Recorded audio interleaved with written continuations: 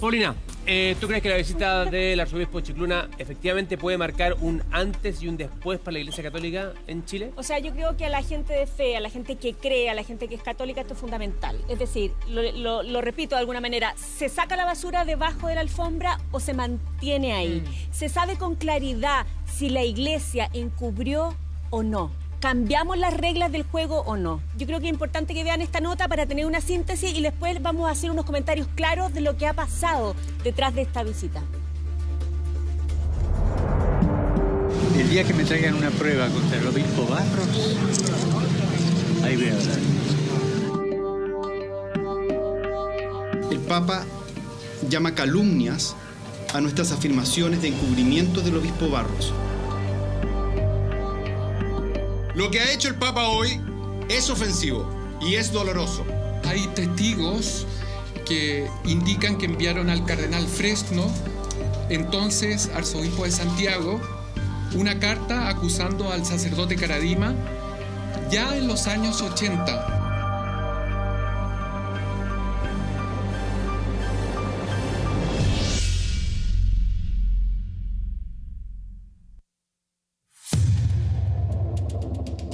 El caso Caradima revolucionó a la Iglesia Católica chilena, marcando un antes y un después. Y la parroquia del Sagrado Corazón del Bosque fue el escenario de una de las historias de abusos sexuales más escandalosas del último tiempo.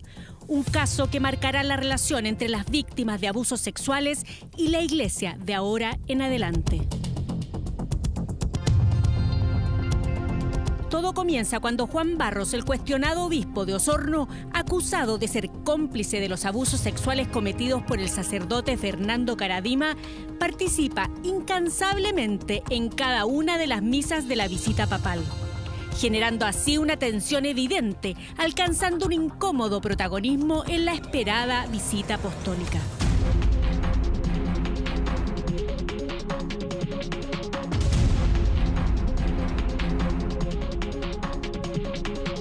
Y a pesar de las incesantes protestas de los laicos de Osorno, del cuestionamiento público, a pesar de que el Papa Francisco pidió perdón a las víctimas de abuso sexual en el Palacio de Gobierno, No puedo dejar de manifestar el dolor y la vergüenza que siento ante el daño irreparable causado a niños por parte de ministros de la Iglesia. Para muchos, el silente apoyo que le prestó el Papa al obispo y sus últimas palabras antes de partir dejaron un sabor amargo. El día que me traigan una prueba contra el obispo Barros, ahí voy a hablar. No hay una sola prueba en contra. No hay una sola prueba en contra.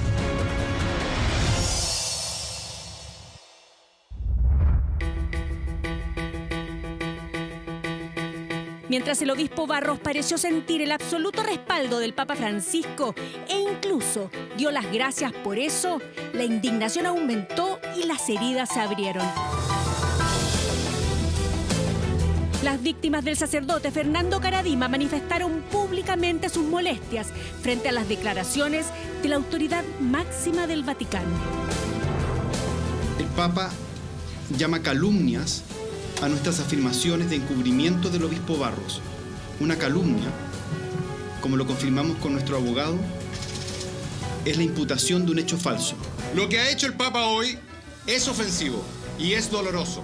Es necesario que las palabras de perdón, vergüenza y dolor se transformen en acciones concretas. Hay testigos que indican que enviaron al cardenal Fresno, entonces arzobispo de Santiago, una carta acusando al sacerdote Caradima ya en los años 80. Y cuando el avión papal despegó rumbo a Lima, en Chile reinó el desconcierto.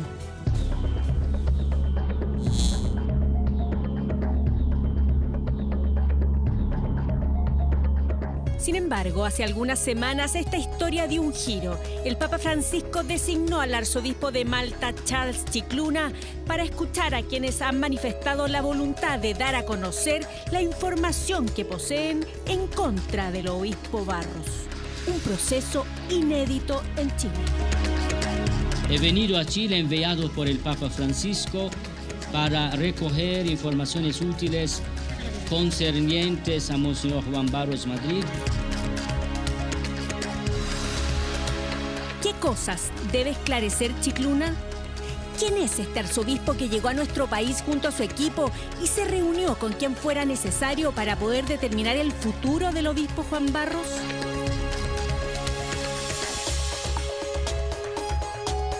Charles Chicluna fue el encargado de investigar uno de los casos más sórdidos ocurridos al interior de la Iglesia Católica: las acusaciones de abuso sexual en contra de Marcial Maciel, fundador de la Congregación de los Legionarios de Cristo.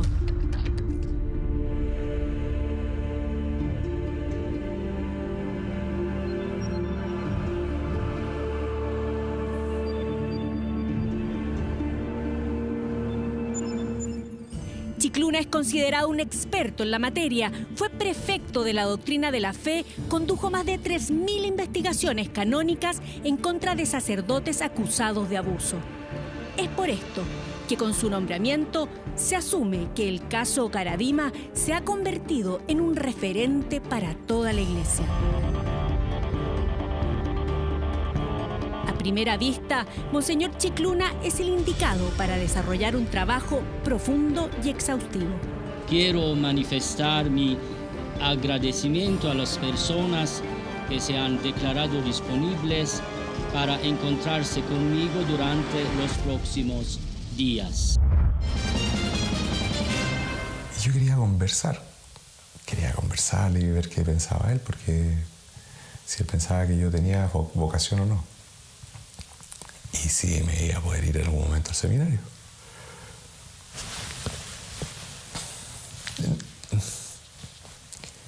Y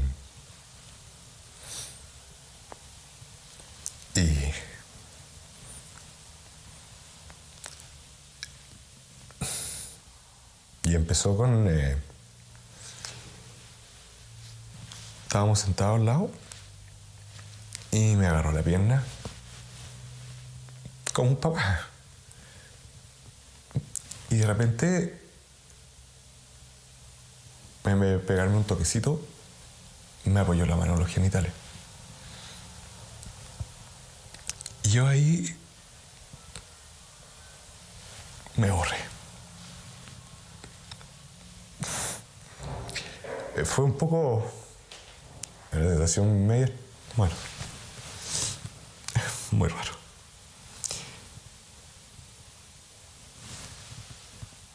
Me excité. No me había pasado nunca. Nunca me habían atraído los hombres. Me encantaban las mujeres. Y en ese momento quedé helado, petrificado. No me podía mover.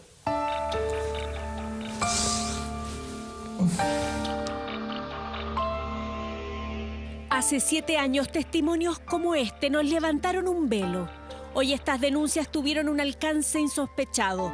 Ya no solo se trata de Fernando Caradimas, sino también de todos quienes habrían permitido que abusara por años de sus víctimas. ¿Cuál será el futuro del obispo Barros?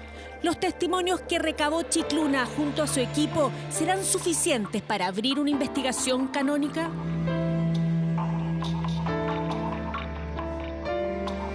¿Serán suficientes entonces los antecedentes que recopile Chicluna para comenzar una investigación? ¿Qué es lo que sucederá con esto? ¿Cuáles son las expectativas y los antecedentes que tú tienes respecto a, por ejemplo, a las conversaciones que tuvo con las víctimas de abuso sexual, Chicluna, aquí en nuestro país? A ver, uno mirando este reportaje se da cuenta que esto no ha sido en vano, ¿eh? El año 2010, cuando en Informe Especial dimos a conocer lo que pasaba con el padre Fernando Caradima, todo el mundo decía que era mentira. Que como estos periodistas hablan mal de la iglesia, que cómo se les ocurre, que esto es un invento, que incluso alguien llegó a decir que Jimmy Hamilton era como un actor de Hollywood, sí, que estaba actuando. Cuando era un hombre que por décadas había sido abusado y se atrevía delante de todo Chile reconocerlo con la vergüenza, con el dolor que estaba viviendo. Hoy día, del 2010 al 2018, 8 años después, ya no solo estamos en Fernando Karadima, esto ya no se trata de si Fernando Karadima abusó o no de ellos sexualmente o abuso de poder, que finalmente es lo más grave, porque te someten psicológicamente, sino que ahora estamos preguntándonos, a través de las preguntas con respecto a Barros, al obispo Juan Barros, que estamos diciendo, ¿habrá encubierto el obispo Juan Barros? ¿Se habrá callado respecto de lo que vio que le pasaban a las víctimas?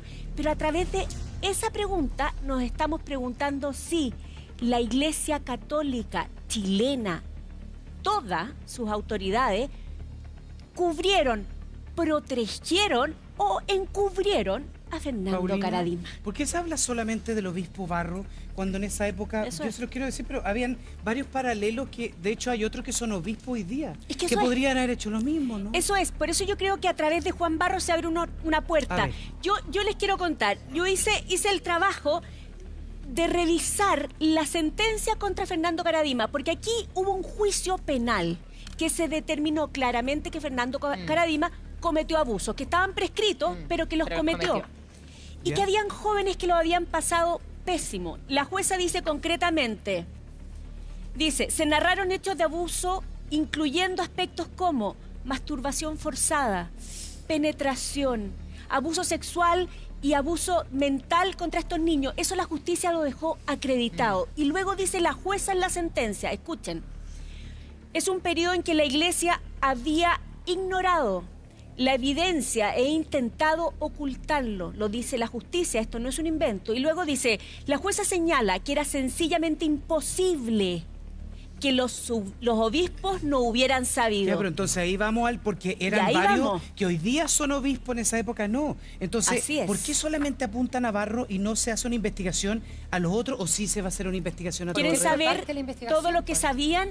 Sí, estos obispos que hoy son obispos, en ese minuto eran sacerdotes jóvenes que estaban muchos de ellos, no todos, pero por los que tú mencionas son 3 que eran parte de los jóvenes que seguían a Fernando Karadima. Entonces, ¿cómo para entender, como discípulo?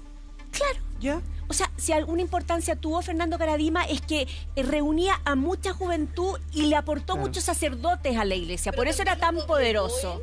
¿Por eso llegaron estos 3 sacerdotes? Absolutamente, o sea, esto se define como una especie de secta, donde él impone su criterio, donde aquí nadie, o sea, por ejemplo, a muchos de ellos no los dejaban tener ciertos amigos, solo te juntas con los de la Iglesia al Bosque. ¿Y no se atrevían a salirse? No, porque los juntaban, los reunían y le hacían una especie como de juicio donde estaba el padre o estaban otros sacerdotes jóvenes culpándolo y haciéndolo sentirse mal. Tú hablaste de la palabra discípulo. ¿Por qué no comentamos quiénes serían los discípulos, te parece? Perfectamente, vamos. En este caso, Paulina, porque, claro, yo te decía, si estaba Barros y todo el mundo lo apunta a él, habían varios paralelos, como en el mismo grado en esa época. Absolutamente. ¿Por qué tenemos a Esati aquí? Mira, por ejemplo, en el caso del hoy día arzobispo de Santiago, él fue, durante un periodo, estaba más abajo del obispo de la época, que era el Errázuri. Errázuri, sí.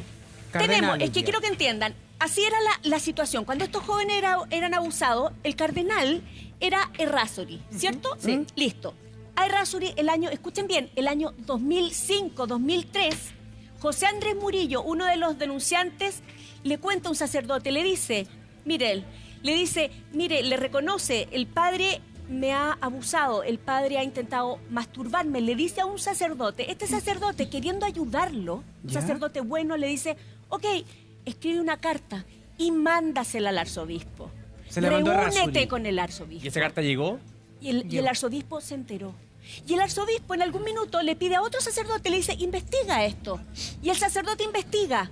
Y llega donde el arzobispo y le dice, padre, fíjese que aquí aparentemente la información es cierta. ¿Y qué hace el arzobispo de Santiago? Y lo ha reconocido él. Yo quiero leerlo porque no me quiero equivocar, porque no es menor. Él dice, la fama del padre pesó en mi decisión para la investigación. La fama de él. Del padre, porque Fernando Karadima era tan importante, había traído tantas vocaciones a la Iglesia que él no creyó. Y a propósito de los sacerdotes, él dice, uno de los seguidores de Fernando Karadima me dice que todo esto es falso. Y ese sacerdote, lo vamos a ver después, hoy día es un obispo que se llama Andrés Arteaga, y así lo dice a lo menos todas las informaciones. Paulina, ahí me quiero detener un poco para que vayamos por parte, porque entonces cuando le llega al arzobispo esta información y se hace la investigación y se dice sí, al parecer estos jóvenes realmente fueron abusados, ¿no se creyó o actuaron de mala fe o dijeron esto típico de la iglesia, por sus frutos los conoceréis, y Caradima tiene tantas vocaciones sacerdotales que no puede ser cierto? Miren, uno en la vida tiene que decidir si es valiente o no es valiente. Yo aquí creo que por razones culturales, porque el mundo cambia, porque la iglesia es un ente eminentemente tradicional y porque estas personas de la iglesia, porque hay otros que apoyaron, hay sacerdotes que le dijeron anda o yo te acompaño. Sí. Aquí decidieron que era mejor mantener la fiesta en paz, que era un sacerdote importante, que era un sacerdote relevante para la iglesia y que en el fondo seguramente estos chiquillos estaban leseando, tenían algún tipo de problema. ¿Y cuándo sabe Sati? ¿Qué pasa? Sati es obispo auxiliar de Errázuriz. ¿Ya? Entonces, recibe en audiencia a José Andrés Murillo, el primero, el mismo, que lo vimos, y le dice, oiga, me pasa esto, y Sati le dice, no te preocupes, yo tomo conocimiento de todos estos abusos y entreguémosle la información al cardenal de Errázuriz. O sea, el mismo Sati va de nuevo donde el cardenal le entrega la información y dice, bueno, esa fue mi participación. Yo hice el vínculo con el cardenal, listo, me retiro. O sea, tampoco hizo mucho más después. Eso es, somos seres humanos que respondemos, hacemos los cambios o no. Errázuriz consideró que no era el minuto para investigar, porque la fama de Fernando Caradima era relevante. Sati hizo el acercamiento, están al revés, hizo el acercamiento, pero siguió insistiendo. Y los que deciden no investigar, sabiendo y teniendo cada una de las cartas que le entregaron, ¿podrían también ser sancionados en este minuto? O investigado. Inteligente este hombre que trajeron. Muy inteligente esta nueva adquisición. Porque dicen de yo leí nacional. Y me quedé callado. Eso es, ¿no? Es que eso es. ¿Por qué digo yo que Barro es importante? Porque Barro es lo que nos va a detonar si es que la iglesia quiere. Si Monseñor Chicluna hoy día oye todos estos testimonios, que quedan muchos más, que le van presentando, y se hace la visión de que en el fondo no solo Barros encubrió o decidió no hablar o investigar o seguir los procedimientos que corresponden, sino que la iglesia como un todo, significa que hay un patrón de conducta que seguramente no solo fue para las víctimas de Fernando Caradima, sino que para todas las otras víctimas de abuso, que es lo tremendo. Bueno, y por lo mismo, conociendo ese tipo de conducta y de acciones por parte de la iglesia acá en Chile, ¿tú crees que la visita de Chicluna busca la verdad o es solamente un saludo a la bandera? A ver, la responsabilidad de Monseñor Chicluna aquí es bien clara. El Papa le dice, anda y conversa. Porque seguramente el Papa no puede ir y juntarse con todo el mundo. No, anda tú. Es como si, a mí me da la sensación, es como si fuera la oreja, Anda y escucha. Anda y escucha y ven y cuéntame cómo ves la cosa. Eso es lo que yo creo, dicho en simple, lo que va a pasar.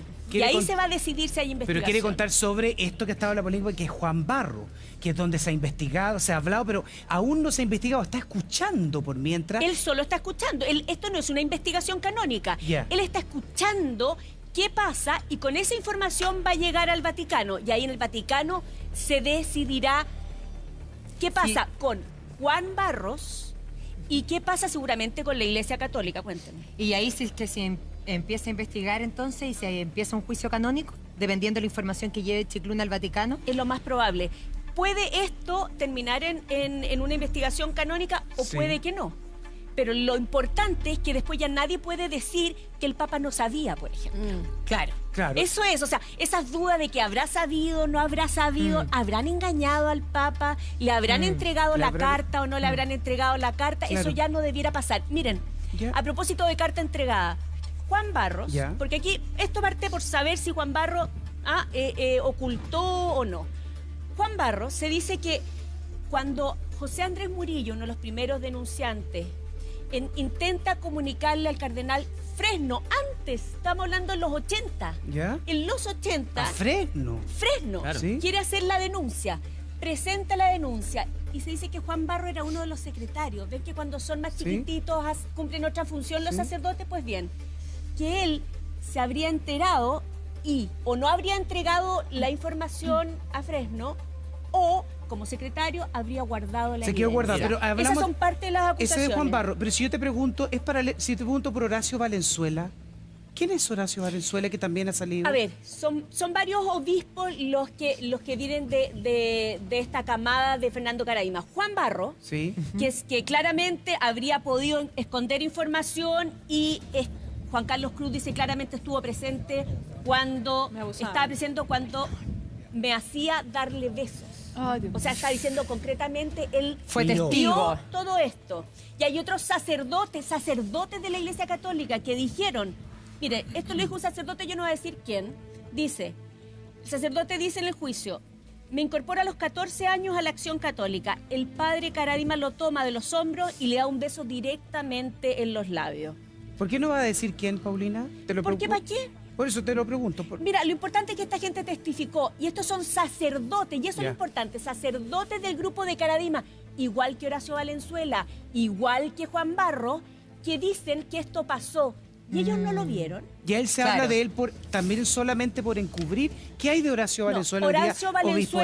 Horacio Valenzuela, además de ser uno de estos jóvenes que tiene que haber visto lo que pasó, porque muchos dicen que claramente se vieron las tocaciones en los genitales, estos besos cuneteados que eran como aquí y otras cosas, o sea, que además que lo tiene que haber visto, que hoy día es una persona que lidera a un grupo de gente, él habría mandado, según las informaciones periodísticas recogidas hasta aquí, cartas hacia el Vaticano diciendo que esto es poco creíble, que en el fondo es gente que quiere ir contra la iglesia. Entonces es de los que defendió a Karadima. Efectivamente. Él y Tomislav Kolyat, que es otro obispo. Ya, pero en este caso, perdona Cristian, en este caso particular de Horacio, a él se le dice, al obispo Talca, que él habría visto, pero manda cartas para desmentirlo. No.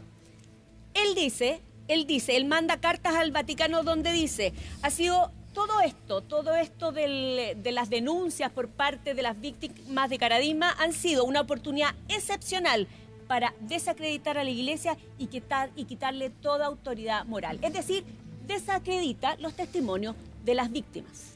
Hace un rato tú nombraste a Andrés Arteaga, que es el obispo auxiliar de Santiago. ¿Cuál es el rol, el papel que jugaría en toda esta trama? Andrés Arteaga, José Andrés Murillo nuevamente, que desde el principio insistió, pero desde muy atrás, esto se podrían haber ahorrado tantos años de dolor de esta gente. Se acerca a Andrés Arteaga, pero como confidente, como diciéndole, lo estoy pasando mal. Ayúdame, tú eres más grande, eres uno de los sacerdotes importantes dentro de esta comunidad. Pero eso es lo nefasto de todo esto, porque alguien intenta pedir ayuda, o sea, y te ponen un yunque de vuelta. Sí, le pide ayuda y él le dice, según lo expresa José Andrés Murillo, le dice, Arteaga le dice que no repitiera esto que me está diciendo, esto de los abusos sexuales. Lo trata de callar. Porque tenía abogados, que el padre tenía abogados, y José Andrés Murillo lo siente claramente como una amenaza, que en el fondo le están diciendo, a ver, cállate, calladito, no repita esto de los abusos, mira que él tiene importantes abogados, es como, y José Andrés Murillo lo sintió claramente como una amenaza. Él es otro de los que hoy día son obispos. Tenemos a Valenzuela, tenemos a Arteaga, tenemos a Barro y tenemos a Kolyat. Están en situación de poder. 4 obispos que hoy día lideran comunidades. Y la pregunta es, si estas personas no pudieron diferenciar entre roces agenitales como una conducta impropia, y lo sintieron como que era normal. ¿Con qué moral son obispos? Claro, porque ahí uno se cuestiona y dice, ¿por qué la diferencia, ponte tú, por qué no hay un escándalo contra Arteaga y sí contra Barros? Si al final la acusación sería por lo mismo. Claro, lo que pasa es que hoy día Andrés Arteaga está más bien retirado porque está enfermo. ¿Cómo entonces, está bastante dañado físicamente, entonces claro, hoy día no ejerce en una comunidad, distinto a los otros 3 obispos. No lidera activamente, digamos. No, absolutamente. Ya, pero es lo mismo, porque hoy día se puntualiza Barros, pero él habría hecho particularmente lo mismo que Barros, que es que le van a pedir ayuda y dice, no pidáis ayuda porque aquí te pueden hacer algo. Y quizás peor, porque tú nos estás hablando de que lo amenazó de vuelta cuando supo. Sí. ¿Qué pasa? Es que si esto es muy complicado. La Karen Paola me decía afuera, en el fondo como que les hackearon sus cabecitas. Todos ellos, todos estos obispos y todos los otros sacerdotes vivieron bajo el alero de una persona que los dominó muchos años, que los hizo castigarse entre ellos, que los obligó a estos besos cuneteados, pero no sentirlos que eran algo malo, que los alejó de su familia. Entonces, toda esta gente también tuvo un cierto daño de cómo son las relaciones sanas entre personas. Así funciona una secta, básicamente. Yo creo que tiene, sí. Yo no soy especialista en sectas, pero claramente tiene una cosa muy compleja. Entonces, estas personas son las adecuadas para liderar comunidades con niños, con familias, si no son capaces de reconocer hasta el día de hoy, alguno de ellos, el abuso que se cometió y que hoy día está acreditado. Claro, vamos a seguir también con otra persona que aparece aquí, Paulina, que nos gustaría que nos contaras el contexto. ¿Es igual? ¿Le pasa algo similar a lo que le pasa al obispo auxiliar Arteaga? ¿Qué es? Ahora va a aparecer en pantalla. Koljatic. Sí. Claro. Tomislav Koljatic, obispo de Linares. Sí. Mira, él habría también esta información salió en CIPER años atrás, y dice, él habría enviado también una carta al Vaticano. Y en el fondo son sacerdotes importantes que mandan cartas al Vaticano, no son cualquier persona. Y dice, en la que él aseguraba que las acusaciones eran parte de un complot contra la Iglesia. Es decir, esta gente, Jimmy Hamilton, José Andrés Murillo, Juan Carlos Cruz y los otros denunciantes, hay otro denunciante que era menor de edad, y que se acreditó en la justicia que sí habían sido abusados sexualmente y mentalmente, estarían mintiendo. Claro, era un montaje. Y ya sabemos que no estaban mintiendo. Sin embargo, el obispo habría escrito en la carta, esto es parte de un complot, esa palabra, un complot contra la Iglesia. Tristemente, en estas acusaciones han convergido enemigos de la Iglesia. O sea, ellos serían enemigos de la Iglesia y más de algún eclesiástico contrario a la línea del padre. Y, Paulina, todo esto, estos sacerdotes de los cuales estamos hablando, ¿estarían manipulados por Karadima? ¿O por su propia voluntad habrán hecho esto porque son más a la par de Karadima y actúan de la misma manera? Mira, cada uno tiene su conciencia, cada uno tiene que ver cuánto calza, cada uno tiene la estructura mental que tiene, pero sabemos, por ejemplo, que en el caso de las víctimas, que tal vez podrían ser estas personas de alguna manera, son desde muy chiquititos formados en esto de reverenciar al padre, al santito, como le decían al sacerdote Fernando Karadima, y que en el fondo, sí, puede ser gente que tiene menos pensamiento propio, que no se atreve a disentir, que todavía cree que el padre Fernando Karadima era un santito, porque fue formado, es como lo educaron así, entonces tal vez no logra disentir, y eso entonces puede llegar a ser un peligro si tiene que liderar a las comunidades. Total. Paulina, ¿y el caso de Diego Ossa es similar? ¿Está dentro del mismo rango también? Es complejo. ¿Por qué es complejo? Diego, yo cuando hicimos el reportaje que denunció todos los abusos de Fernando Karadima el año 2010, yo traté de hablar con Diego Ossa, como también traté de hablar con Andrés Arteaga, o sea, estuve con ellos, no quisieron hablar públicamente. Y es gente que ha estado muy dañada, es gente que quedó muy mal. Él no es obispo, ahí dice es vicario parroquial. ¿En qué sentido dañada? Yo creo que de alguna manera la voluntad se daña. Cuando tú no...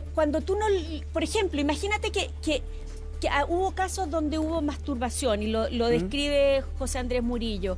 Y tú estás sintiendo obligada, forzada, no es que él quisiera. Y el padre se lo está pidiendo y él en algún minuto siente que está mal, que es incorrecto. Y él le dice, padre, parece que esto es incorrecto. Y le dice, no te preocupes, esto no es nada, mijito. Entonces se empieza a dañar la capacidad de interpretar, de valorar. Es la autoridad, es Dios para ti.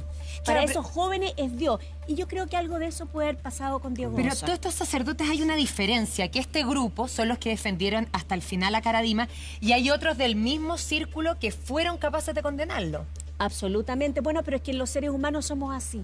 Hay quienes somos más valientes para denunciar, hay otros que somos más cobardes, más tímidos, hay otros que somos más fáciles de dominar, hay otros que no. Escuchen lo que Juan Carlos Cruz escribió en un minuto respecto a Diego Osa. Dice, él cuenta que el sacerdote lo confesaba en su pieza, Juan Carlos Cruz. Dice, le tomaba la cabeza y le ponía sobre su pecho la cabeza, le dio un beso y le corría la cara, le decía, saca tu lengüita, y la posaba junto con la propia, un sacerdote. Vio en reiteradas ocasiones que daba toquecitos en los genitales, besaba en la boca o daba besos cuneteados, que son estos besos como orillados, a Diego Osa y a otro sacerdote. Y luego que entre todos ellos también formaban parte de unos juicios, cuando alguien se portaba mal, que eran como encerronas, en esta sala del nuncio que le llamaban. Es decir, Diego Osa efectivamente es una persona que lo más probable haya sido víctima también de las tocaciones, pero que hasta el día de hoy no lo ha reconocido. Y el silencio daña, ese es tu punto, ¿no? El silencio daña, el silencio confunde y duele. ¿Dónde está él ahora? Él está en una parroquia. Acá en Santiago. Sí, no tiene un rol protagónico, pero está en una parroquia. Sí, hay otro que va a aparecer en pantalla, que es Juan Esteban Morales.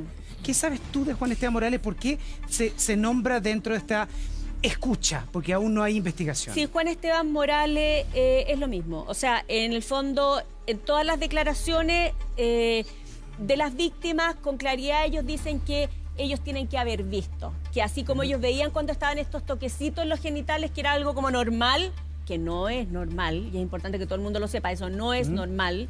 ¿Sí? Él estuvo, él lo vio, él era muy cercano al padre Fernando Karadima, sobre todo en el último tiempo. Acuérdense que él era el que lo visitaba cuando se suponía que no podía recibir visita, y además él estuvo acusado de abuso como psicológico en contra de otras personas, es decir, el modelo que se replica.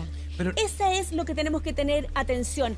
La Iglesia, al no frenar a tiempo estas denuncias, que comenzaron en los 80, llegaron las primeras cartas en contra de Fernando Karadima, y no parar la cosa a tiempo, permitió que hubiera más daño en contra de más personas que hoy día participan de la Iglesia. No termina porque hay nuevas denuncias también que tienen que ver precisamente con los hermanos maristas, María. Así es, se extiende entonces todas las investigaciones porque ahora se abre un escándalo en